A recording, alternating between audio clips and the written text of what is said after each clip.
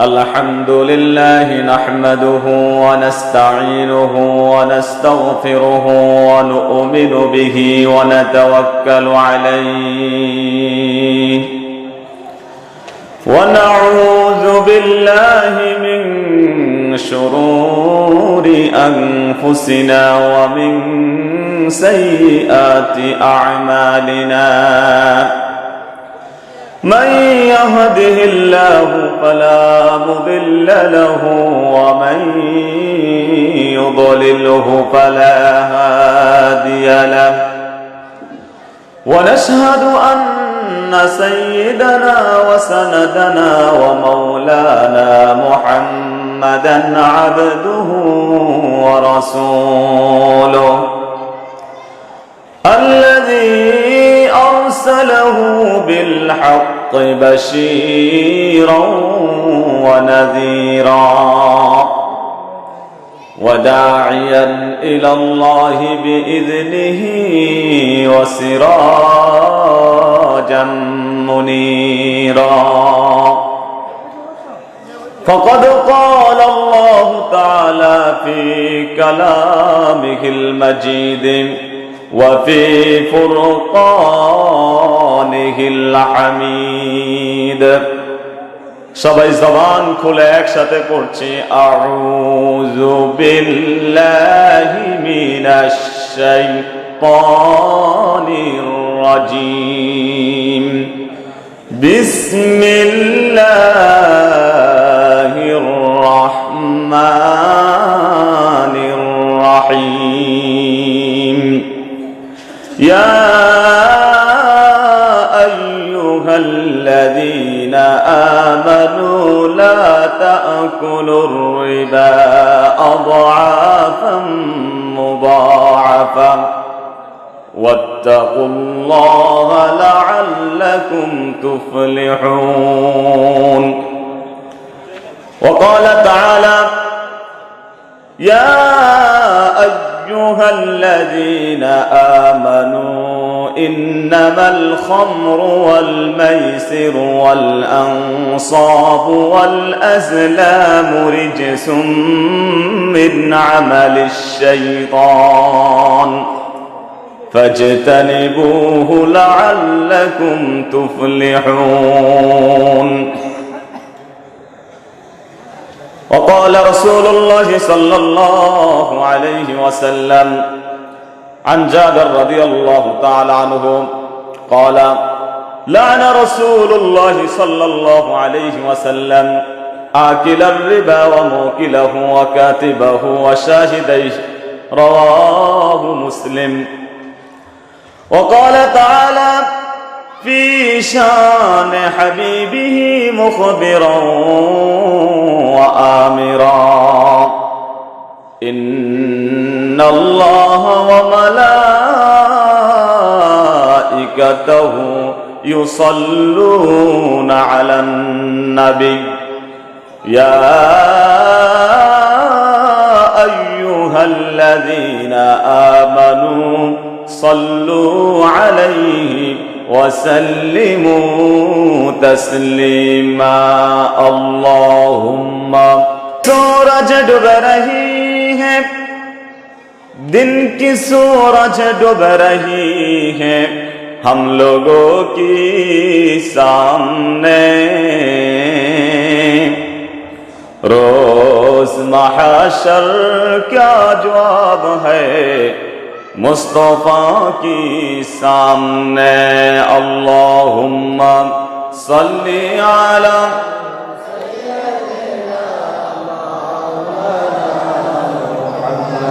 وعلى آل سيدنا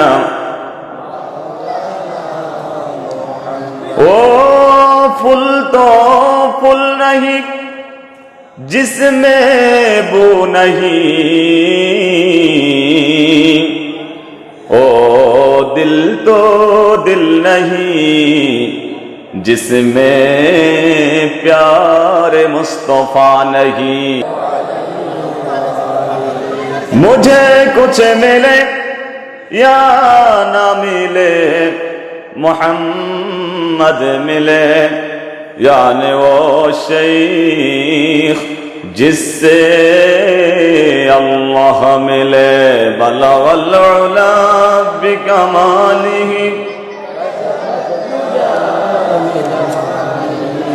हसनत जमीअ खिसालिही। सर्वोत्तम दुरूद कोनटी? दुरूद इब्राहिम। सर्वोत्तम दुरूद कोनटी? সবাই দুরূদ ইব্রাহিম পড়ছি। আল্লাহুম্মা সাল্লি আলা মুহাম্মাদ ওয়া আলা আলি মুহাম্মাদ কামা সাল্লাইতা আলা ইব্রাহিম ওয়া আলা আলি ইব্রাহিম ইন্নাকা হামিদুম মাজিদ। আল্লাহুম্মা বারিক আলা মুহাম্মাদ ওয়া আলা আলি মুহাম্মাদ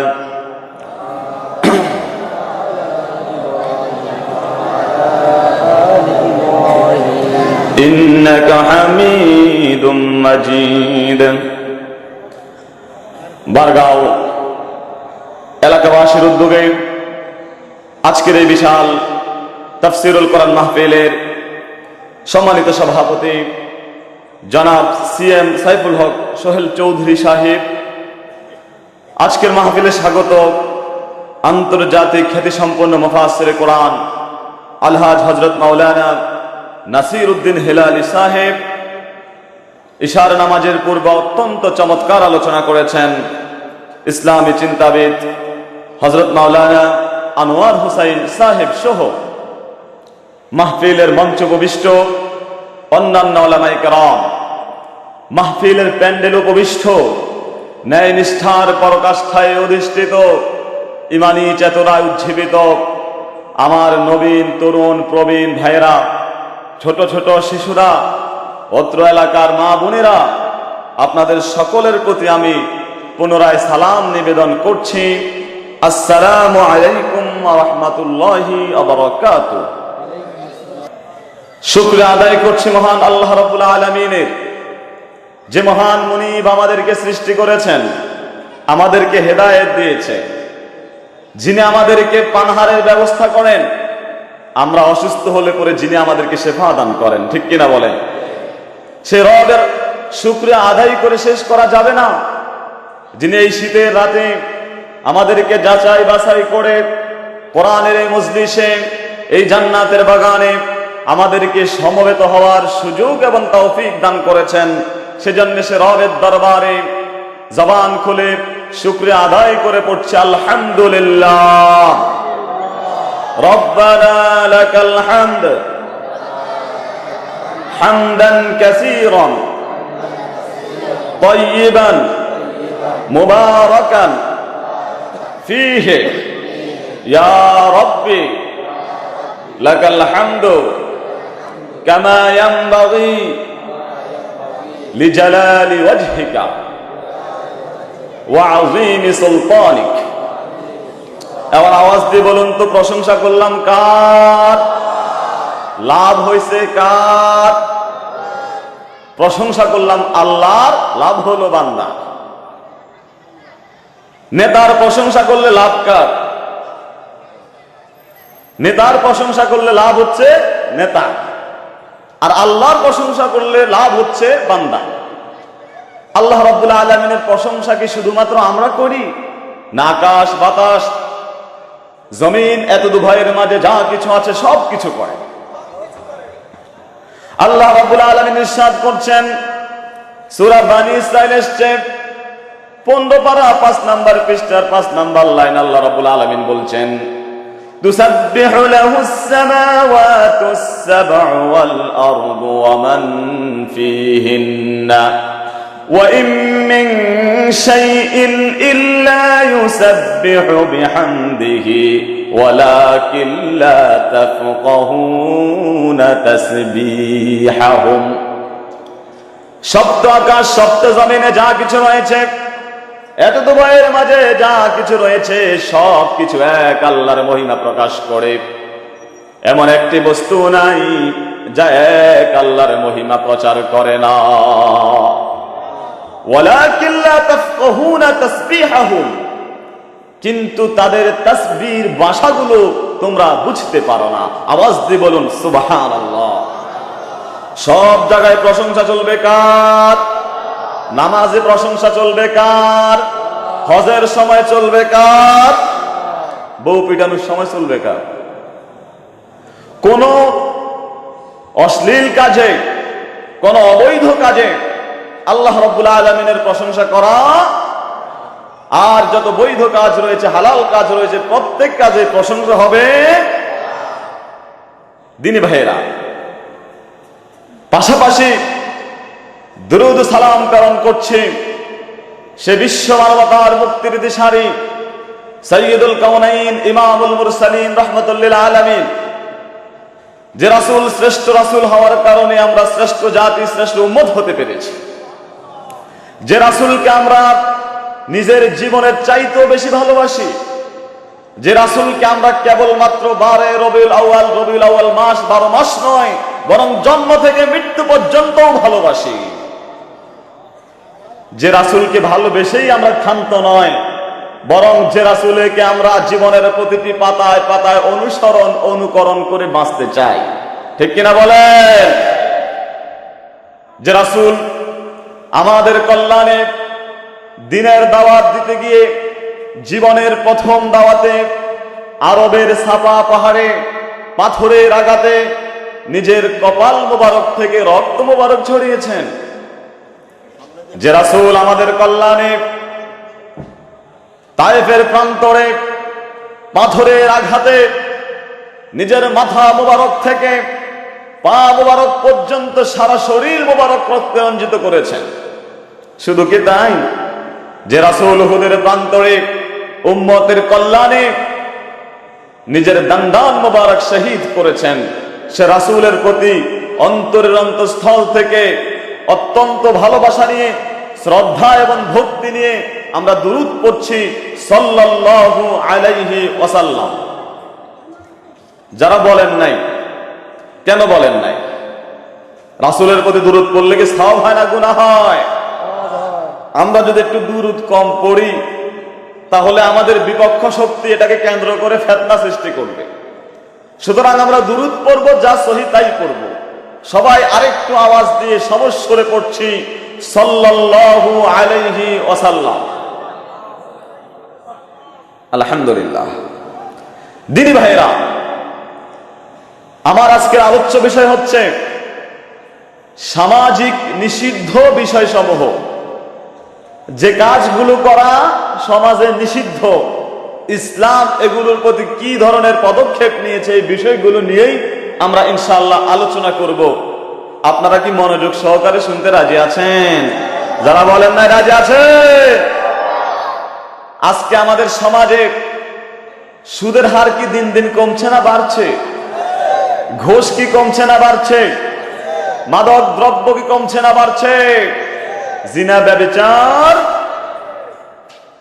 সবকিছুই তো বাড়ছে, কমছে না কেন? এগুলো কমানোর জন্য ইসলাম কি তাগিদ দিয়েছে, এই বিষয়গুলো আমরা একটা একটা করে ইনশাআল্লাহ যদি সময় থাকে বিষয়গুলো আলোচনা করব, যতটুকু সময় আছে।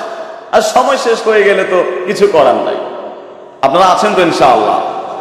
আমার ভাইরা, আমি আপনাদের সামনে সর্বপ্রথম পবিত্র কোরআনুল কারীমের সূরা আলে ইমরানের 130 নম্বর আয়াত তেলাওয়াত করেছি। পাশাপাশি সূরা মাইদা থেকে একখানা আয়াত তেলাওয়াত করেছি। আল্লাহ রাব্বুল আলামিন যদি আমাকে তৌফিক এবং সুযোগ দান করেন, আমার স্বল্প জ্ঞানে সুবহানাকা লা ইলমা লানা ইল্লা মা আল্লামতানা, আমার কোনো ক্রেডিট নেই, আমার কোনো ইলম নাই, যা আছে তা নিয়েই অত্র আয়াত বিষয় নিয়ে আমি একটু আলোচনা আপনাদের সামনে করব বিইজনিহি তাআলা ইনশাআল্লাহ। দিনী ভাইরা, সূরার নাম হচ্ছে আলে ইমরান। সকলের মনোযোগ আকর্ষণ করছে, সূরার নাম কি? সূরাটির ক্রমিক নম্বর হচ্ছে 3। সূরাটিতে আয়াত রয়েছে 200, রুকু রয়েছে 20টি। হিজরতের পরে অবতীর্ণ হওয়ার কারণে সূরাটিকে মাদানী সূরা বলা হয়েছে। আমি আবার বলছি, খেয়াল করে শুনুন। সূরার নাম হচ্ছে আলে ইমরান, আর ক্রমিক নাম্বার হচ্ছে 3, আয়াত রয়েছে 200, রুকু রয়েছে 20। হিজরতের পূর্বে হিজরতের পরে অবতীর্ণ হওয়ার কারণে সূরাটিকে মাদানী সূরা হিসেবে আখ্যায়িত করা হয়েছে। এবার কি আপনারা বলতে পারবেন সূরার নাম কি? ক্রমিক নাম্বার, আয়াত, রুকু। সূরাটি কি মাক্কি না মাদানী? আলহামদুলিল্লাহ, আপনাদের মনোযোগ আছে। তাহলে শুরু হয়ে যাক। আজকে সমাজের মধ্যে সবচেয়ে বেশি যে রোগে আমরা রোগাক্রান্ত হচ্ছি সেটা হচ্ছে সুদ, ঠিক কিনা? ইচ্ছায় অনিচ্ছায় কৌশলে বিভিন্ন প্রকারে আমাদের সমাজের রন্ধ্রে রন্ধ্রে আজকে সুদের পরিহার বেড়ে যাচ্ছে, সুদ বেড়ে যাচ্ছে, প্রসার হচ্ছে। আসুন, এই সুদ থেকে আমাদেরকে বাঁচতেই হবে। সুদ নামক এই ক্যান্সার থেকে, এই ভাইরাস থেকে আমাদেরকে বাঁচতেই হবে ইনশাআল্লাহ। আমার ভাইয়েরা, সেই সূরা আলে ইমরানের 130 নম্বর আয়াতটি হচ্ছে, ইয়া আইয়ুহাল্লাযীনা আমানু লা তাকুলুর রিবা আদআফাম মুদাআফা ওয়াত্তাকুল্লাহা লাআল্লাকুম তুফলিহুন। হে ঈমানদারগণ, লা তাকুলুর রিবা আদআফাম মুদাআফা, তোমরা চক্রবৃদ্ধির হারে সুদ খেও না। ওয়াত্তাকুল্লাহ, ভয় করো আল্লাহকে, লাআল্লাকুম তুফলিহুন, যাতে করে তোমরা সফল কাম, তোমরা বিজয়ী হতে পারো। আওয়াজ দিয়ে বলি সুবহানাল্লাহ। আয়াতের শুরুতেই বলা হয়েছে ইয়া আইয়ুহাল্লাযীনা আমানু, হে ঈমানদারগণ। আজকের মাহফিলে যারা এসেছেন, আমার মাইকের সাউন্ড যাদের কান পর্যন্ত পৌঁছাচ্ছে, আপনাদের সকলের প্রতি আমি দৃষ্টি আকর্ষণ করে বলছি, যারা এসেছেন, যাদের কানে আমার মাইকের সাউন্ড যাচ্ছে, আপনারা সবাই কি ঈমানদার মোমেন? মোমেন ইনশাআল্লাহ বললে তো সমস্যা। আমাদের অবস্থা এমন হয়েছে, আমরা সুদ খেতে খেতে, বিড়ি সিগারেট, গীবত শেকায়েত, অন্যায় অবিচার, জুলুম নির্যাতন করতে করতে, যদিও আমাদের নাম মুসলিম, আমাদের পরিচয় আমরা মোমেন, কিন্তু নিজেকে মোমেন বলে পরিচয় দিতে আমরা কনফিউশনে ভুগি। কারণ নাম তো ভালো, আমাদের কাজটা তো তেমন ভালো হচ্ছে না। এজন্য আমি যখন আপনাদেরকে প্রশ্ন করলাম, যারা মাহফিলে এসছেন, আপনারা কি মোমেন? কেউ ইনশাআল্লাহ মোমেন বলল, কেউ চুপ করে থাকলো, কোনটা বলে আবার কোন বিপদে পড়ে। আমার ভাইয়েরা, তাহলে আজকের এই মাহফিলে, এই বারগাঁও এলাকাবাসীর এই উদ্যোগের আজকের এই তাফসীর মাহফিল, আমি একটা ইন্টারভিউ আপনাদের নিতে চাই। আপনাদের ঈমান আছে কি নাই? মাত্র 1 মিনিটের একটা ইন্টারভিউ, 1 মিনিটের একটা পরীক্ষা। আপনার ঈমান আছে কি নাই, 1 মিনিট পরে আপনি আপনার বুকে হাত দিয়ে বলতে পারবেন যে হ্যাঁ, আমার ভিতরে ঈমান আছে, অথবা আমার ভিতরে ঈমান নাই। পরীক্ষা দিতে প্রস্তুত আছেন? কেউ আবার পরীক্ষার কথা শুনে বিপদে পড়ে গেছে, ছোটবেলায় যে ফেল মারছিল ওইটার কথা মনে পড়ে গেছে। পরীক্ষা দিতে রাজি আছে? তাহলে একটা পরীক্ষা হয়ে যাক, ঈমান আছে না নাই। আমার ভাইয়েরা, আন আবি উমামা রাদিয়াল্লাহু তাআলা আনহু আন্না রাজুলান সাআলা রাসূলুল্লাহি সাল্লাল্লাহু আলাইহি ওয়াসাল্লাম মাল ঈমান। বিশিষ্ট সাহাবী হযরত আবু উমামা রাদিয়াল্লাহু তাআলা আনহু তে বর্ণিত, তিনি বলেন, আল্লাহর নবীর একজন সাহাবী রাসূলকে প্রশ্ন করলো, মাল ঈমান, ইয়া রাসূলুল্লাহ, ঈমান কি? ঈমান কি জিনিস? আমি কিভাবে বুঝবো আমার ভিতরে ঈমান আছে না নাই? প্রশ্ন বুঝতে পারছেন? قال رسول الله صلى الله عليه وسلم إذا سرتك حسنتك وساءتك سيئتك فأنت مؤمن। আল্লাহ নবী বললেন, ও আমার সাহাবী শোনো, তুমি কিভাবে বুঝবা তোমার ঈমান আছে? ইযা সাররাতকা হাসানাতুকা, যখন দেখবে তোমার ভালো কাজগুলো, তোমার আমলে সালিহাত গুলো তোমাকে আনন্দে উদ্বেলিত করে, আর তোমার মন্দ কাজগুলো তোমার ভিতরে অনুশোচনা অনুতাপ সৃষ্টি করে, বুঝতে হবে তোমার ভিতরে ঈমান আছে। এবার বুকে হাত দিয়ে বলেন, আপনার কাছে ভালো কাজ করতে, নামাজ প্রতিষ্ঠা করতে, যাকাত দিতে, হজ করতে, হালাল ভাবে ভক্ষণ করতে, অপর উপরে জুলুম নির্যাতন না করে জুলুম নির্যাতন সহ্য করতে, ইসলামী আন্দোলন করতে গিয়ে পুলিশ বাধা বিপত্তি ফাঁসির মঞ্চে যেতে আপনার কাছে কি ভালো লাগে না খারাপ লাগে সেটা নিজের সাথে মিলিয়ে দেখেন। যদি ভালো লাগে, এই যে কোরআনের মাহফিলে এসেছেন, ভালো লাগে না খারাপ লাগে? যারা বলেন নাই ভালো লাগে না খারাপ লাগে। আর যারা কোরআনের মাহফিলে আসতে পারে না, আসতে চায় না, কোরআনের কথা শুনলে পরে গায়ে চুলকানি সৃষ্টি হয়, কোরআনের কথা শুনলে পরে গায়ে আগুন ধরে যায়, কোরআনের আলোকে নিভানোর জন্য চেষ্টা করে, নামাজ ভালো লাগে না, হজ ভালো লাগে না, যাকাত ভালো লাগে না, হক হালালি ভালো লাগে না, গীবত শিকায়াত জিনা ব্যভিচার করতে ভালো লাগে, তাদের ভিতরে কি ঈমান আছে নাকি? ফতুয়াকার আল্লাহ রাসূল। আমার ভাইয়েরা, এখানে আজকের মাহফিলে অনেক মুরব্বী আছেন, আপনার ইন্টারভিউর জন্য বলছি, যারা নিয়মিত নামাজ আদায় করে একদিন নিয়ত করেছে বা নিজের অনিচ্ছা সত্ত্বে শরীরের অলসতার কারণে বাজার করে এসে শুয়ে গেছে, এশার নামাজ পড়ে নাই, এশার নামাজ শুয়ে গেছে, শুয়ে গিয়ে ঘুমানোর জন্য ট্রাই করতেছে কিন্তু ঘুম আসে না, বিবেক থেকে কে যেন বলছে, আব্দুর রহিম, আব্দুল করিম, যতক্ষণ পর্যন্ত সালাতুল ইশা আদায় না করবি তোর ঘুম হবে না, যখনই তুই নামাজ পড়ে শুবি তোর সাথে সাথে গভীর ঘুম চলে আসবে। এমন লোক মাহফিলে আছেন না নাই? বুঝুন, জাস্টিফাই করুন। আপনার বড় ভাই, আপনার চাচাতো ভাই, আমাকে মরতেই হবে, আমাকে কবরে যেতে হবে, আল্লাহর সামনে আমাকে দণ্ডায়মান হতে হবে, হয় আমাকে ফারিকুন ফিল জান্নাত আর না হয় ফারিকুন ফিস সাইরের অন্তর্ভুক্ত হতে হবে। যদি 100% কেউ এই কনসেপ্ট ক্লিয়ার রাখে, তার পক্ষে কোনোদিন সুদি লেনদেন করা সম্ভব নয়। 100% যদি ক্লিয়ার হয় তার এই কনসেপ্টটা। আর আল্লাহ রাব্বুল আলামিন বলছেন, وَأَمَّا مَنْ خَافَ مَقَامَ رَبِّهِ وَنَهَى النَّفْسَ عَنِ الْهَوَى فَإِنَّ الْجَنَّةَ هِيَ الْمَأْوَى।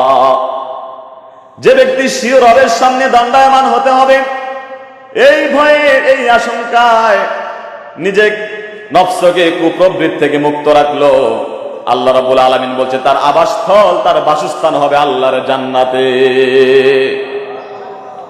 যদি আপনি লোককে সংবরণ করতে পারেন, আপনি উদাহরণ দিতে পারেন, হুজুর অমুকে খায়, হোমকে খায়, হোমকে খায়, আমি গেলে সমস্যা, অমুক হোমক সাথে তো আপনার তুলনা হয় না। আপনি তো ভয় করতে পারেন আল্লাহ তাকুল্লাহ লাআল্লাকুম তুফলিহুন, তাহলেই তোমরা কি হবা?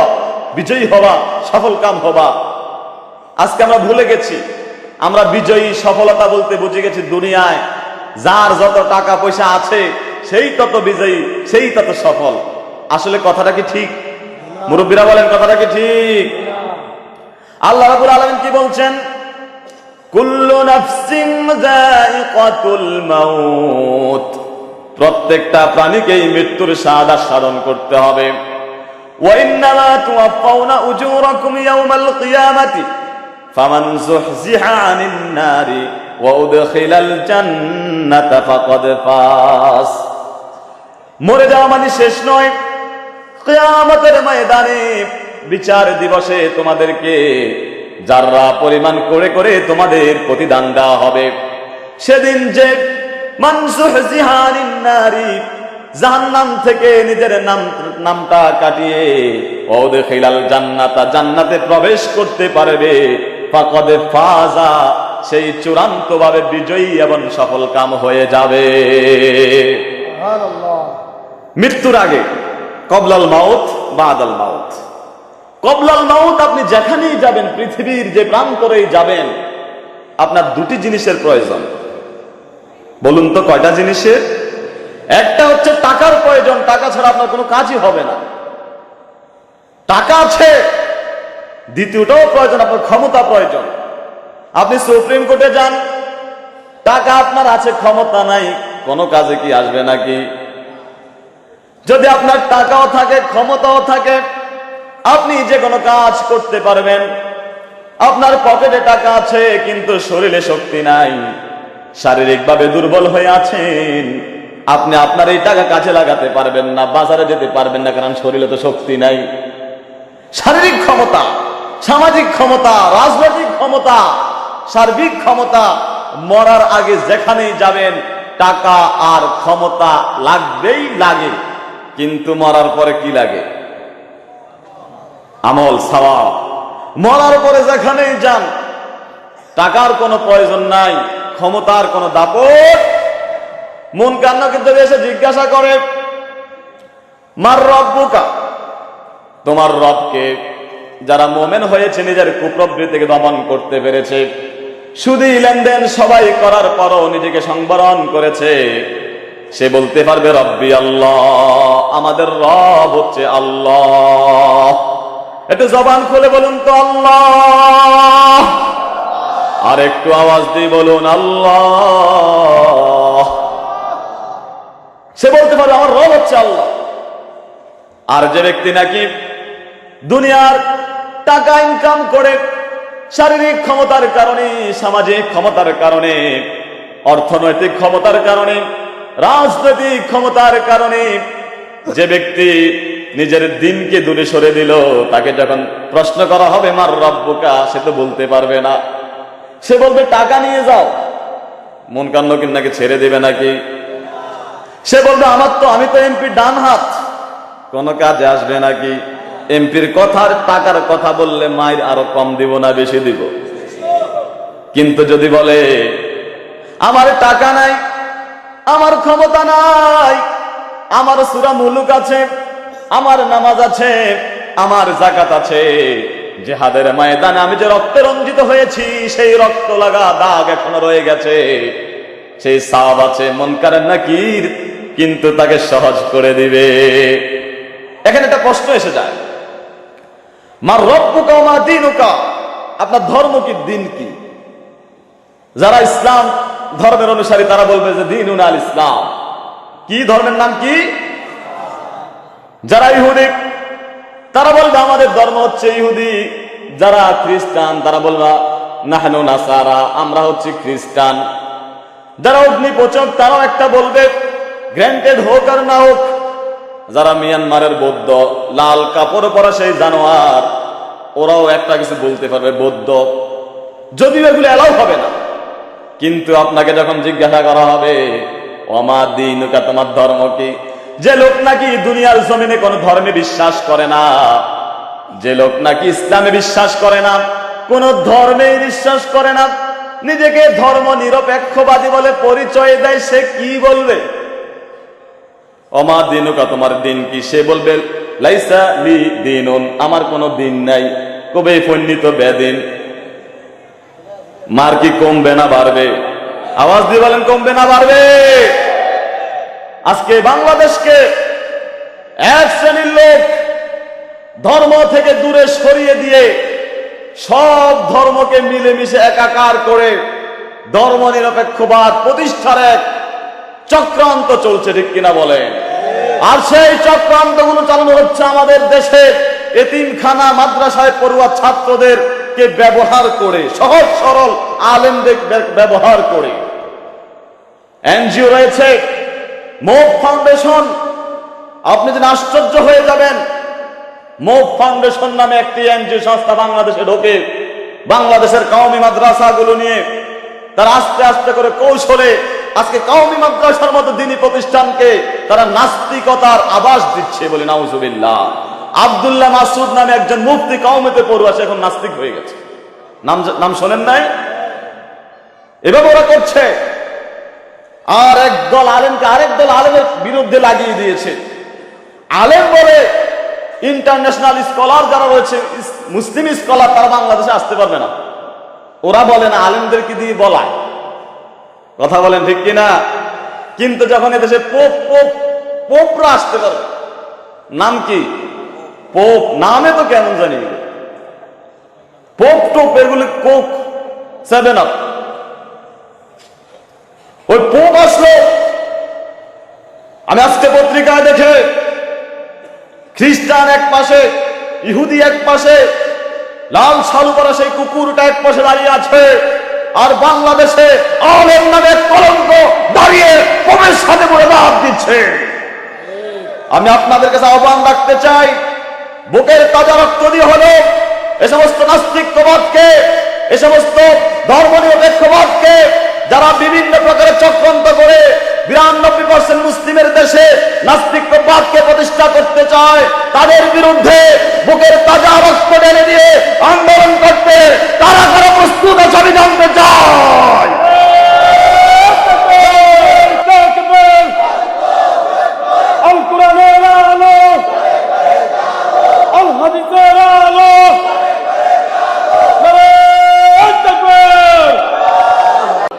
বলতেছিলাম ওয়াত্তাকুল্লাহ, যদি আপনাকে ভয়, আল্লাহকে যদি আপনি ভয় করেন, লাআল্লাকুম তুফলিহুন, আপনি বিজয়ী হবেন, সফল কাম হবেন।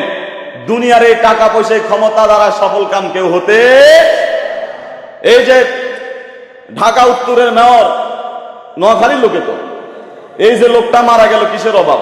টাকার অভাব না ক্ষমতার অভাব? সবকিছুই তো আছে, কিন্তু বাঁচাইতে কি পারছে? কোনো লাভ হবে না।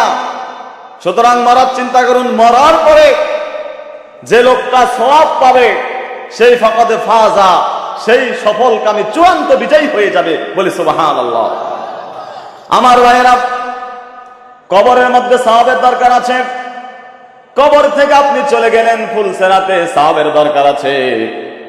আপনি জান্নাতের দরজায় যান, সওয়াবের দরকার আছে। হাসরের ময়দানে দাঁড়িয়ে যান, সওয়াবের দরকার আছে।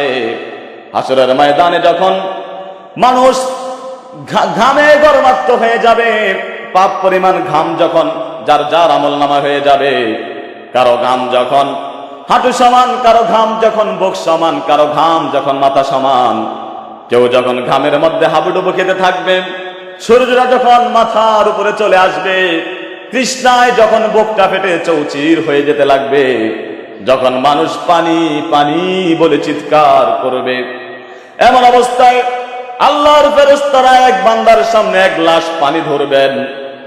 বান্দারে, পানি কি তুমি খাবা নাকি? বান্দা বলবে, তৃষ্ণায় বুকটা ফেটে যাচ্ছে, পানি পান করব না, মানে কি পারে না, জোর করে ধরে। আমার ভাইরা, আপনারা বলুন তো, ওখানে কি টাকা দিলে পানিটা পাওয়া যাবে?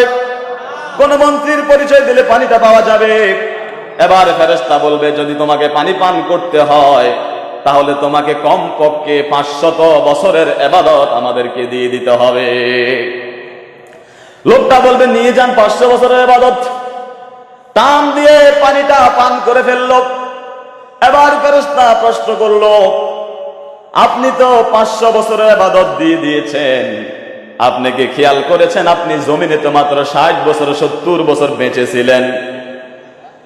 60 বছর 70 বছর বেঁচে আপনি আমল করেছেন, কিন্তু আজকে আপনি এক গ্লাস পানির কাছে 500 বছরের সওয়াব আপনি কোত্থেকে দিলেন? কোত্থেকে দিলেন 500 বছর? চিন্তা করে বলবে, ঘটনা তো সত্য, আমি কোত্থেকে দিলাম? বান্দা হতাশ হয়ে যাবে। আকাশ থেকে আওয়াজ হবে, বান্দা, বেঁচে ছিলে 60 বছর 70 বছর, তুমি কি জানো এই 70 বছর হায়াতে তুমি কতটি লাইলাতুল কদর পেয়েছো? সুবহানাল্লাহ। এই 70 বছর বয়সে তুমি 70টি লাইলাতুল কদর পেয়েছো, আর একটা লাইলাতুল কদর 1000 মাসের চেয়ে উত্তম ছিল রে বান্দা। এবার তুমি 70 বছরের লাইলাতুল কদর, ঈদুল ফিতর, ঈদুল আযহা মিলায়া দেখো তো, তুমি যদিও বেঁচে ছিলে 70 বছর, কত হাজার বছরের ইবাদত তোমার আমল নামায় লিপিবদ্ধ করা হয়েছে। সেখান থেকে আমরা মাত্র 500 নিলাম, তারপরও তোমার আরো ইবাদত থাকে। কি বলেন, টাকা দিয়ে হয়েছে? আপনি তো সুদ খাচ্ছেন, শুধু টাকা টাকা টাকা, শুধু টাকা। যেতে যেতে এক পাও কবরে চলে গেছে, মুরব্বী বুড়া হয়ে গেছে, জোয়ান কালে যা করছে বুড়া কালো সুদ খায়, আছে না নাই? এক মুরব্বী সুদ দিচ্ছে, তো যারা সুদ নেয় তারা নরমালি একটু গরিবে হয়, সুদের টাকা মিলাইতে পারে না।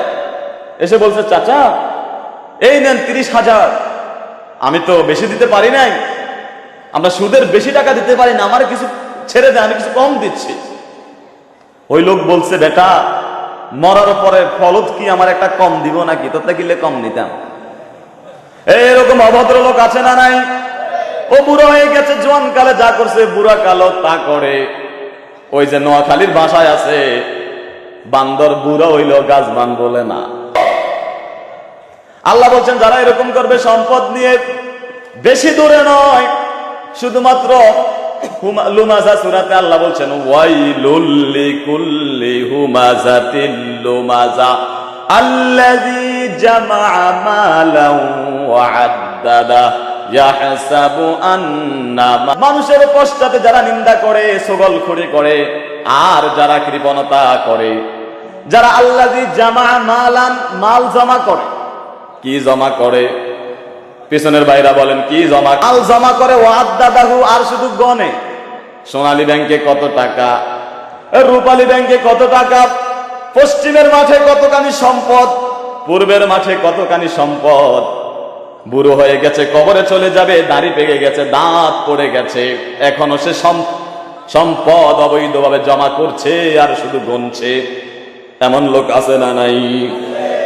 যাকাতের জন্য গেলে দেয় না, ফিতরার জন্য গেলে দেয় না, এলাকা নিজের জীবন বাঁচিয়ে রেখে, নিজের জীবন বাজি রেখে বাইতুল মালের জন্য যায়, দেয় না। কিন্তু টাকা কামাইলো আর জমাইলো, সে মনে করতেছে তার এই টাকা বুঝি তার সাথে পরকালেও সব সময় থাকবে। আসলে কি টাকা থাকবে নাকি? আল্লাহ সে কথা জানেন। আল্লাহ রাব্বুল আলামিন বললেন ইয়াহসাবু আন্না মালাহু আখলাদা, সে ধারণা করে তার মালগুলো তার সাথে চিরস্থায়ী হবে, কিন্তু না না, সেটা হবে না। কাল্লা লায়ুমবাদান্না ফিল হুতামাহ, সাবধান হয়ে যাও। সে তো জাহান্নামে, হুতামা নামক জাহান্নামকে সে কেন ভয় পায় না? সে কেন সতর্ক হয় না? এ ধরনের লোক যারা অসৎভাবে টাকা ইনকাম করে, যাকাত দেয় না, ফিতরা দেয় না, গরিবের হক বুঝিয়ে দেয় না, খরচে হাসানা দেয় না, সুদি কাজ কারবার করে, ঘুষের সাথে জড়িত, গান বাজনাতে হেল্প করে, খেলাধুলায় হেল্প করে, ওয়াজ মাহফিলে হেল্প করে না, ইসলামী কোন আয়োজনে হেল্প করে না, আল্লাহ বলেন তাদের স্থান হবে হুতামা নামক জাহান্নামে। কোন জাহান্নামে? জাহান্নাম কয়টি? পিছনে বাইরে যে বলে না, মনোযোগ নাই নাকি? জাহান্নাম কয়টি? আর জান্নাত, তার মধ্যে একটি জাহান্নাম হচ্ছে হুতামা। ওয়া মা আদরাকা মাল হুতামা, নবী হে, কোন জিনিসে আপনাকে জানিয়ে দিবে হুতামা সেটা আবার কি? নারুল্লাহিল মুকাদ্দাব, সেটা হচ্ছে আল্লাহ রাব্বুল আলামিনের পক্ষ থেকে এমন একটা প্রজ্বলিত অগ্নি, আগুন, আল্লাতী তাত্তালিউ আলাল আফইদা, যার তীব্রতা মানুষের কলিজা, মানুষের হৃদয়কে পর্যন্ত জ্বালিয়ে পুড়িয়ে ছারখার করে দেয়। দুনিয়ার আগুন, মোমের আগুন, গ্যাসের আগুন, আপনার যদি আঙ্গুলে লাগে আঙ্গুলটাই পুড়বে, পায়ে লাগলে পাটাই পুড়বে, শরীরে লাগলে শরীরটাই পুড়বে। কিন্তু এই হুতামা নামক জাহান্নামের আগুনটা তো তীব্রতর, যে শরীরের যদি হাতেও লাগে, পায়েও যদি লাগে, নখেও যদি লাগে, পায়ে আর নখে লাগার সাথে সাথে কলিজা, অন্তর, হৃদয় সব কটা পরে ছারখার হয়ে যাবে। যখন আগুনটা লাগিয়ে দেওয়া হবে, ইন্নাহা আলাইহিম মুসাদা, যখন আগুন লাগিয়ে দেওয়া হবে, জাহান্নামীরা দিক বিদিক দৌড়াদৌড়ি করবে।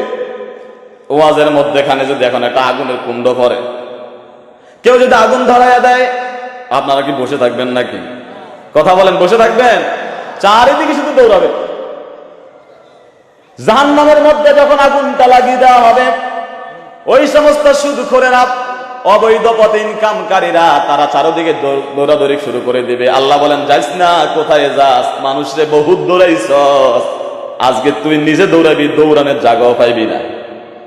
মানুষটা বহু দৌড়াইছস, আজকে তুই বিপদে বলে দৌড় মারবি।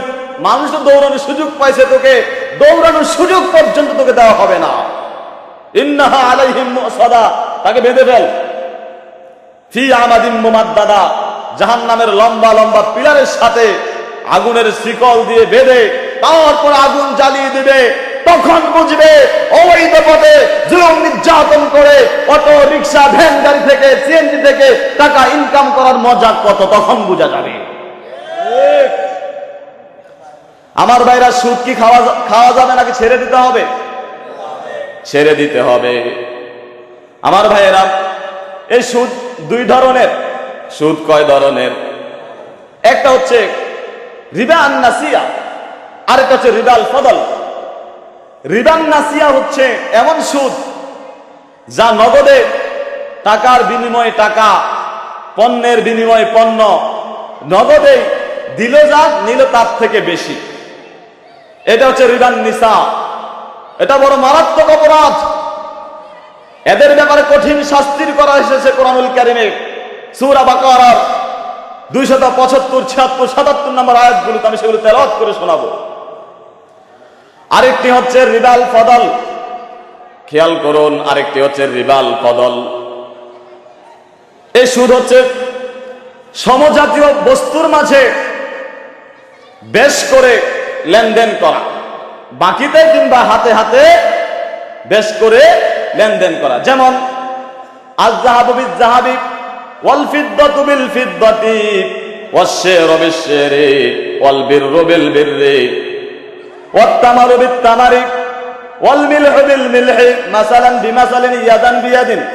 আল্লাহ নবী বললেন, স্বর্ণের দ্বারা স্বর্ণ, রূপার দ্বারা রূপা, গমের দ্বারা গম, জবের দ্বারা জব, লবণের দ্বারা লবণ, খেজুরের দ্বারা খেজুর।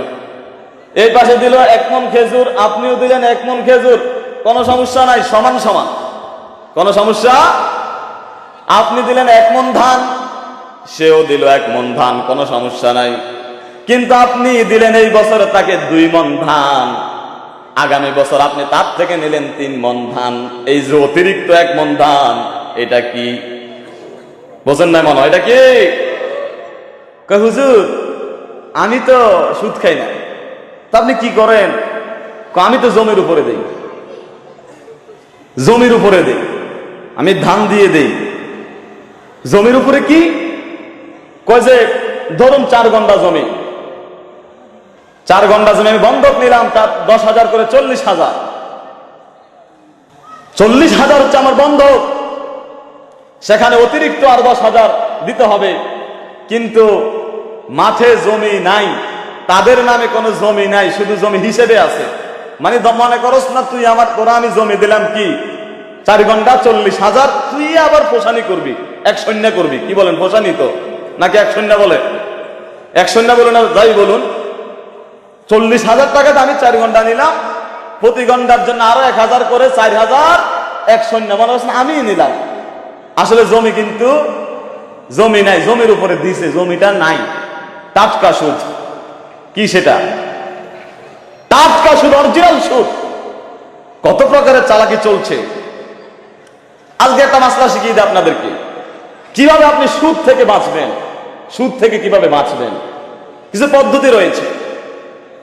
সমজাতীয় জিনিস যেমন স্বর্ণ স্বর্ণ, রূপা রূপা, এগুলো সমজাতীয়। এগুলো ওজন পরিমাণ নির্ধারণের পদ্ধতিও এক। যেমন ধান দ্বারা গম, ধান আর গম প্রায় একই জিনিস, ওজনও করা হয় কেজি, আর 40 কেজিতে 1 মণ। এগুলো তো কম বেশি করা, কথা বলেন, কম বেশি করা।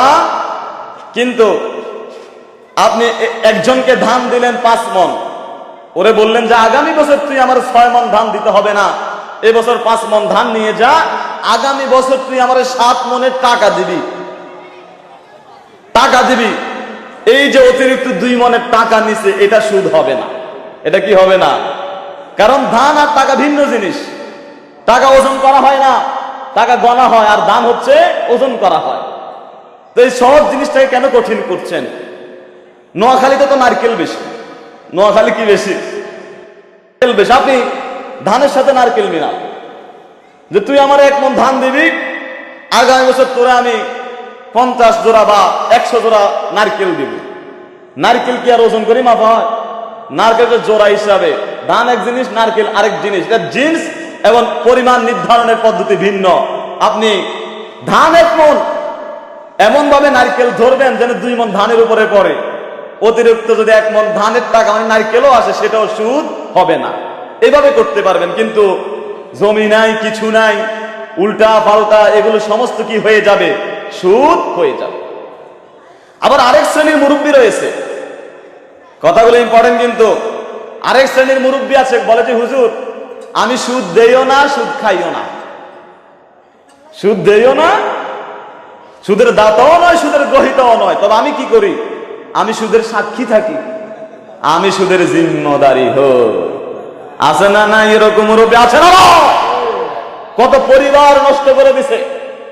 আমার ভাইরা, সন্তান বিদেশ থেকে কষ্ট করে মাথার ঘাম পায়ে ফেলে টাকা ইনকাম করে বাংলাদেশে পাঠায়। বাবা বুড়ো মানুষ, সারা জীবন কাজ করেছে।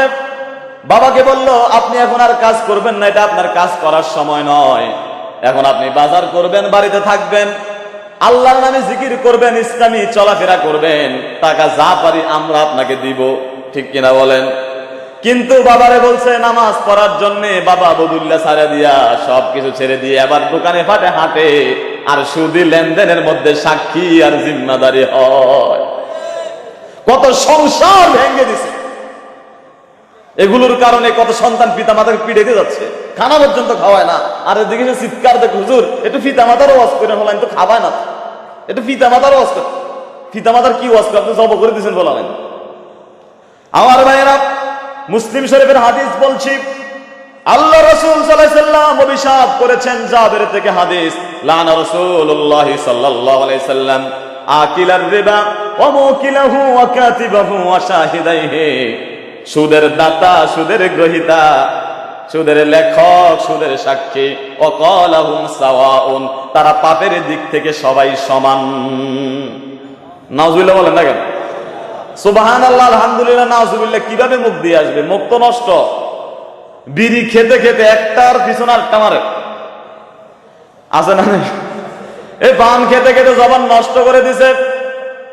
বাড়িতে যায়, শোয়ার সময় সারাদিন যা খাইছে খাইছে, এখন শোয়ার সময় সূরা ফাতিহা পড়বে, রাসূলের উপরে দুরূদ পড়বে, তারপরে আল্লাহুম্মা বিসমিকা আমুতু ওয়া আহইয়া বলে পবিত্র হয়ে ঘুমাবে।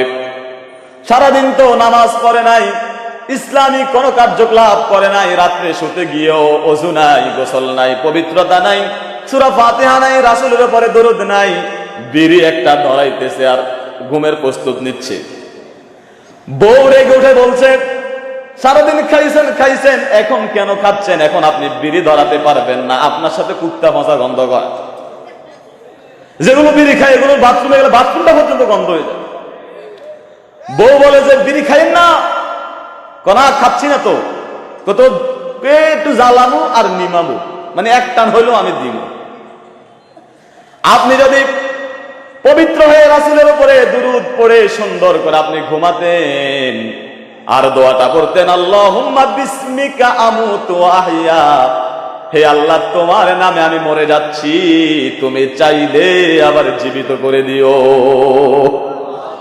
ঘুমের দর অর্থটা খেয়াল করুন, বিসমিকা আমুতু, আনুমু বলছি না যে আল্লাহ আমি তোমার নামে ঘুমাচ্ছি, এটা বলছি না, বরং আমি বলছি আমুতু, আমি তোমার নামে মরে যাচ্ছি, চাইলে জীবিত করে দিও। আন নাওমু কাল মাইত কাল মউত, ঘুম তো মরারই মতো। আপনি যে অপবিত্র অবস্থায় সুখ টান দিতে দিতে শুইলেন, যদি আপনার মরণ হয়ে যায় অবস্থাটা কি হবে খেয়াল করেছেন? বিড়ি খেয়ে ঘুমায়, নামাজ নাই, রোজা নাই, ওয়াজ মাহফিল নাই, রাত্রিবেলায় স্বপ্নে দেখে দল তো একটা করে গাজুলি দল, আছে না নাই? দল একটা করে গাজুলি দল, সন্ত্রাসী দল, রাত্রে অপবিত্র অবস্থায় বিড়ি খাইয়া ঘুমাইয়া স্বপ্নে দেখে দল যেটা করি সেটা তো আর 30 বছর 40 বছর ক্ষমতা থাকবে। আর আপনি যদি ওযু করে পবিত্র হয়ে আপনি ঘুমাতেন, দুরূদ পড়ে ঘুমাতেন, আমার ভাইরা আপনাদেরকে বলছি রাসূলের হাদিসের আলোকে, যদি রাসূলের উপরে দরুদ নিয়ে রাসূলের আদর্শ লালন করে শুইতেন, ভাগ্য যদি আপনার ভালো হতো, আল্লাহর নবী ঘুমের মধ্যে স্বপ্নে যোগে আপনার দিদার হয়ে যেত। আজে বাজে স্বপ্ন দেখে লোক আছে না নাই? এক লোক বিদেশের ওষুধ খাইছে, বিদেশের ট্যাবলেট, মানে হচ্ছে ও পড়ালেখা শেষ, বিদেশ যাবে, দোকান দিছিল বাজারে একটা, ওইটাও শেষ, বিদেশ যাবে। বিয়ে একটা করছে এই চুক্তিতে যে তোর ভাইরা আমার ভিসা দিয়ে বিদেশে নিবে। আচ্ছা বিয়ে করলো, শালাবরগিরি বিশার কোনো মিল করতে পারছে না। বিশা তো আর মামুর বাড়ির কলা না যে চাইলে মামু, বউ ভালো লাগে না, সারাদিন এগুলো জপতেছে বিদেশ বিদেশ বিদেশ। তো এক রাত স্বপ্নে দেখে ভদ্রলোক বিদেশে চলে গেছে, সাথে আছে তার ব্রিফকেস, তার হুজরার মধ্যে সে আরাম করাচ্ছে। সকালে ঘুম থেকে জেগে দেখে সে আসলে বালিশ কোলে করে গোয়াল ঘরে যায় বসে রয়েছে। আমার ভাইরা, এরকম অবৈধ স্বপ্ন দেখার মতো লোক এখনো চলছে। আল্লাহর নাম একটু বলবেন ইনশাআল্লাহ 40-42 থাকবে, একবারও বলে না, বলে থাকবোই থাকবো, শুধু স্বপ্নে দেখে। আল্লাহ তাআলা আমাদেরকে হেফাজত করে, বলছে আমিন। মুরব্বী দোকানের মধ্যে গেল, সুদ দেয় না, সুদ খায় না, সুদের সাক্ষী হয়, সুদের লেখক হয়। আল্লাহর নবী বলছেন সব কটার উপর আল্লাহ লানত, নাউজুবিল্লাহ বলে। মুরব্বী জিম্মাদারি হলো, না খেয়ে না ধরে বাস গুনাহ। আর আরেকজন আছে এলাকার ইন্টারমিডিয়েট পাস, বিএ অনার্স, এলাকাতে ঘুরে গাড়ে সুদ দেয় না, সুদ খায় না, সাক্ষীও হয় না। দোকানের মধ্যে দুই সুদখোর চুক্তি করতেছে, বাবা এদিকে আসো, পড়াশোনা কি অবস্থা? চাচা এমএ পাস করছি, একটু বসে চা দে। চাটা খাওয়াইয়া আস্তে করে আবার কাগজটা ধরাই দিছে, কয় চাচা একটু লেখো তো। কি লিখবো? লেখো তো। আমি ওনাকে 20,000 টাকা দিচ্ছি, 1 বছর পরে সে আমার 25,000 টাকা দিব। এই মাত্র তো চাটা খেলো, চায়ের স্বাদটাও তো গেল না মুখ থেকে, এবার আস্তে করে লিখে দিল। আল্লাহর নবী বলছে ওয়াকাতিবাইতে যে লিখলো তার উপর আল্লাহর অভিশাপ। মুসলিম শরীফের হাদিস। আমার ভাইয়েরা, সুদের কি গুনাহ জানতে চান?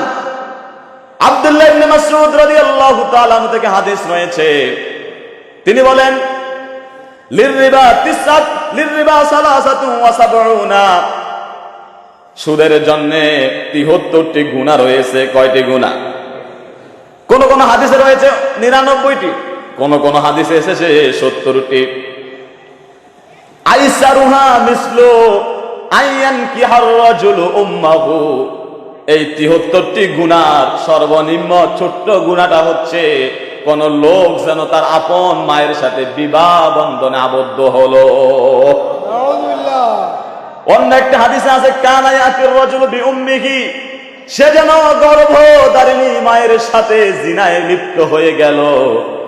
সুদের একটা গুনাহ এত মারাত্মক, আজকে এই ধরনের সুদখোরেরা আমাদের দেশের মধ্যে, আমাদের সমাজের মধ্যে বুক ফুলাইয়া ফুলাইয়া সিনা টান করে চলতেছে।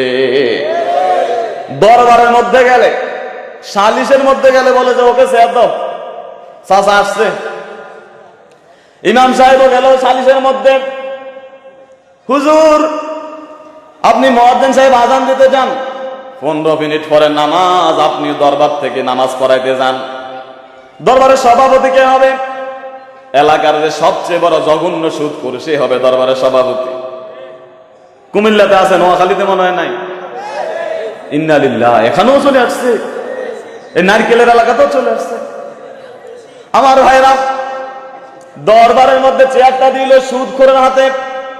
সুদখোর দরবারের চেয়ারে বসে বসে টেবিল থাবড়ায়, যারে আউযুবিল্লাহ জিজ্ঞাসা করলে বের হবে না। যদিও বের হয়, যদি বলে যে আউযুবিল্লাহর অর্থটা একটু বল, রোলার দিয়া ডললো আউযুবিল্লাহর অর্থ বের হবে না। এবার সেই লোক দরবারে বসে বসে এমন সব যুক্তি দিচ্ছে, দুনিয়ার সব জ্ঞান সে জানে, ইসলাম সম্পর্কে জানে না।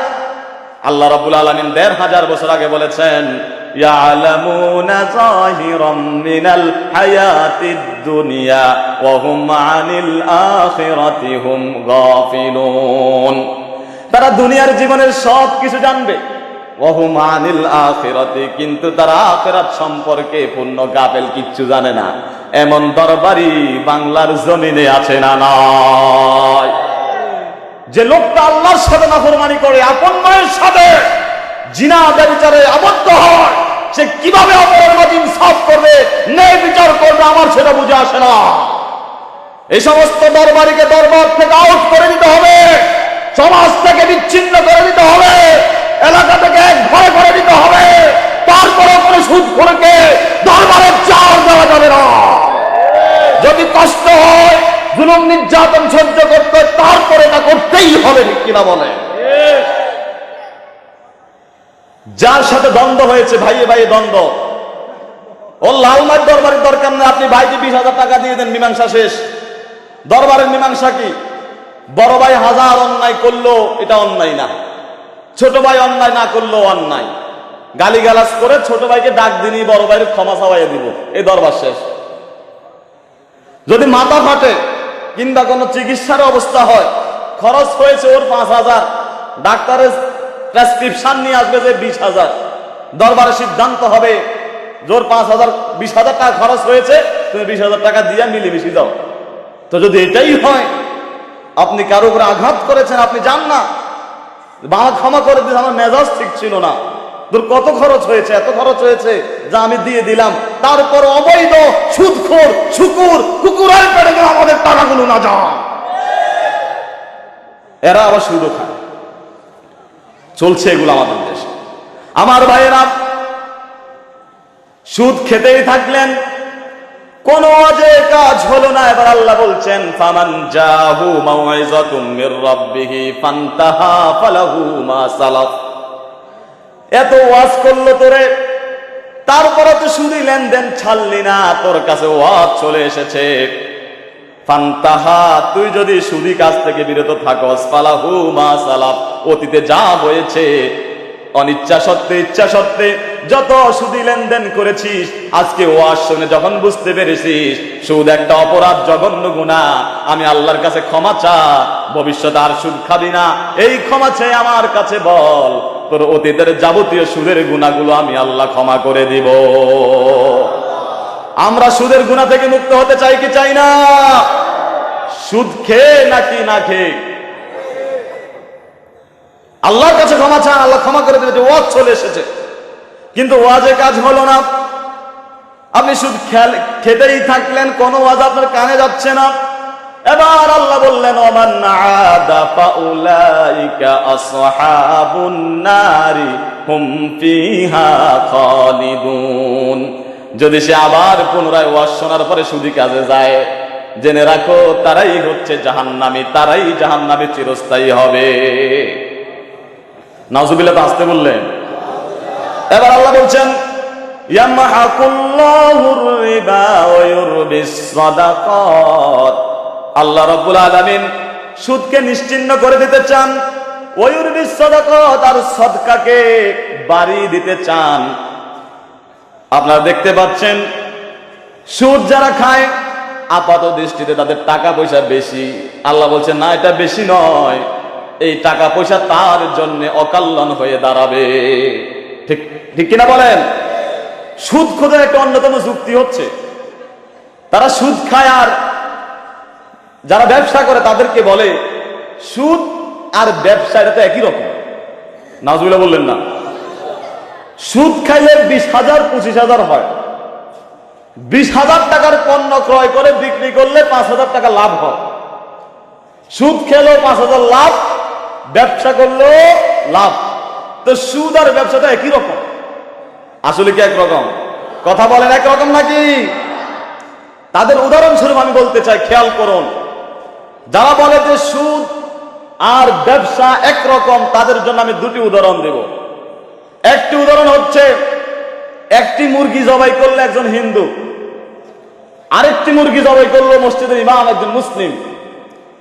দুটোটার মাংস আপনি ভক্ষণ করলেন, টেস্ট একই রকম, মুরগির টেস্ট, কোনো রদ বদল নাই।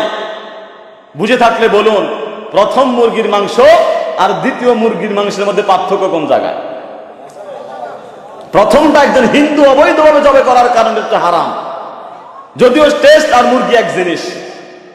আর দ্বিতীয়টা ইমাম সাহেব জবাই করার কারণে সেটা টেস্ট একই রকম, আবার হালাল। সুবহানাল্লাহ বলেন। যদি এই উদাহরণে যদি তারা না মানে, তাহলে আরেকটা উদাহরণ দিচ্ছি, এটা জঘন্য, বেয়াদবি মাফ করবেন। একজন মহিলা মুসলিমা পরিচয় তার, সে মুসলিম নারী, সে বিয়ে করলো একজন হিন্দু ছেলেকে, হিন্দুকে। মুসলিম নারী, সে হচ্ছে সুলতানা কামাল, মানবাধিকার কর্মী। স্বামী কি হিন্দু না মুসলিম? হিন্দু মানে জঘন্য হিন্দু। তার নাম, স্বামীর নাম হচ্ছে শ্রী সুপ্রিয় চক্রবর্তী। সুলতানা কামাল মুসলিম, ওই নাস্তিক শ্রী সুপ্রিয় চক্রবর্তী হলো হিন্দু। উভয়ের অবৈধ মিলনের মাধ্যমে সন্তান হয়েছে ছেলে, ফুটফুটে চেহারা। আরেকজন নারী, মুসলিম নারী বিয়ে করেছে মুসলিম পুরুষকে, বৈধ মিলনের মাধ্যমে একটা সন্তান হয়েছে, দুজনের সন্তান হয়েছে। আগের সন্তান আর পরের সন্তানের মধ্যে পার্থক্য কি? প্রথমটা হচ্ছে, কথা বলেন, প্রথমটা হচ্ছে আর দ্বিতীয়টা হচ্ছে, প্রথমটা হচ্ছে অবৈধ, দ্বিতীয়টা হচ্ছে বৈধ। আবার মুসলিম পুরুষ বিয়ে করলো ক্রিস্টিনা নামক এক খ্রিস্টান মেয়েকে, সন্তান যদি হয় বৈধ হবে না অবৈধ হবে? কথা বলেন, বৈধ হবে না অবৈধ হবে? বাংলার জমিনে এই সমস্ত অবৈধ সন্তানের সংখ্যা বেড়ে গেছে। এদেরকে চিকিৎসায় ধরে না, পুলিশের মাইরে ধরে না, আইন শৃঙ্খলা নিয়ন্ত্রণ করতে পারছে না। এরা জায়গায় জায়গায় গাঁজা, বাবা, ইয়াবা, হুস্কি সাপ্লাই করছে। সামাজিক প্রতিবন্ধকতা তাদেরকে কিছুই করতে পারছে না। বুঝতে হবে এদের মাঝে অবৈধ রক্ত রয়েছে, এদের মুখোশ খুলে দিতে হবে। হাদিসের আলোকে বলছি, অবৈধ সন্তানকে চিকিৎসায় ধরে না, অবৈধ সন্তানদেরকে চিকিৎসায় ধরে না, আইন শৃঙ্খলা বাহিনী নিয়ন্ত্রণ করতে পারে না, পিতা মাতা তাদেরকে নিয়ন্ত্রণ করতে পারে না। যারা আজকে সমাজের মধ্যে নারীদেরকে ধর্ষণ করছে, ইফটিজিং করছে, কোপা বজ্রুল হচ্ছে, ওদের রক্তের মধ্যে অবৈধ রক্ত রয়েছে। এগুলো সব পাকিস্তান আর ভারত, বাংলাদেশও আছে না? সুদের ওয়াজ করার পরে যদি সুদ ছেড়ে দিলে ক্ষমা করে দিলাম, আর সুদের ওয়াজ শোনার পরে যদি সুদের মধ্যে আবার গেলি তুই হইলি জাহান্নামী। তারপরেও যদি তুই বলস আমি সুদ খাবোই খাবো, এবার আল্লাহ বলছেন ফাআযানু বিহারবিম মিনাল্লাহি ওয়া রাসূলি, তুই আল্লাহ এবং তার রাসূলের সাথে যুদ্ধের জন্য প্রস্তুতি হ। যদি তুই মুমিন প্রস্তুতি হ, আল্লাহর সাথে যুদ্ধ করতে পারবে, রাসূলের সাথে পারবে। আল্লাহর সাথে যুদ্ধ করতে চেয়েছিল ফেরাউন, আল্লাহর সাথে যুদ্ধ করতে চেয়েছিল নমরুদ। বিশাল চূড়া বানিয়ে অনেক উপরে উঠে সাইয়েদনা ইব্রাহিম আলাইহিস সালাম যে আল্লাহর কথা বলতেন তার দিকে তীর নিক্ষেপ করলো নমরুদ। নাউজুবিল্লাহ বললেন না? যারা শুধু যুবক আছেন আপনারা বলেন যে নাউজুবিল্লাহ, মুরব্বীরা বলবেন না, শুধু যুবকরা বলেন তো নাউজুবিল্লাহ। এবার মুরব্বীরা বলেন নাউজুবিল্লাহ। না, আজকের মাহফিলে যুবকে বেশি। আমার ভাইয়েরা, নমরুদ তীর নিক্ষেপ করলো, আল্লাহ রাব্বুল আলামিন আকাশ থেকে দেখে আর মুস্কি হাসে। জিবরাইলকে বলল তীরটা ধর। তীরটা ধরে পশুর রক্ত মেখে আবার নিচের দিকে ছুড়ল। ফেরাউনের সেই উচ্চ চূড়ার মধ্যে এসে পড়লো। ফেরাউন এবার তীর দেখে আর হাসে। একটা নয়, দুইটা নয়, তিনটা মেরেছি, নিশ্চয় ইব্রাহিমের আল্লাহ শেষ হয়ে গেছে। ইব্রাহিম আলাইহিস সালামের কাছে কি বলতেছে, ইব্রাহিম যে আল্লাহর দাপট দেখাও, সে আল্লাহ তো শেষ। এই তো তীর দেখো, আসলে আল্লাহ কি শেষ হয়ে গেছে নাকি? এখনো আছে কি? ভবিষ্যতে থাকবে কি? 41, 42, 45 থাকবে কি? আমার ভাইয়েরা, এবার ইব্রাহিম আলাইহিস সালাম বলল, আমি এমন আল্লাহর গোলাম না যে আল্লাহ মরে যাবে। আল্লাহ এখনো আছে। তোমার যদি বিশ্বাস না হয় তুমি আসো আল্লাহর সাথে মোকাবেলা করতে। ইরাকের যদি পাহাড়ের পাদদেশে যুদ্ধ হবে, নমরুদের দিকে র্যাব, বিডিআর, পুলিশ, কোবরা, গাজুবি, সন্ত্রাসী, লাঠিয়াল, ইফতিজার সব আছে।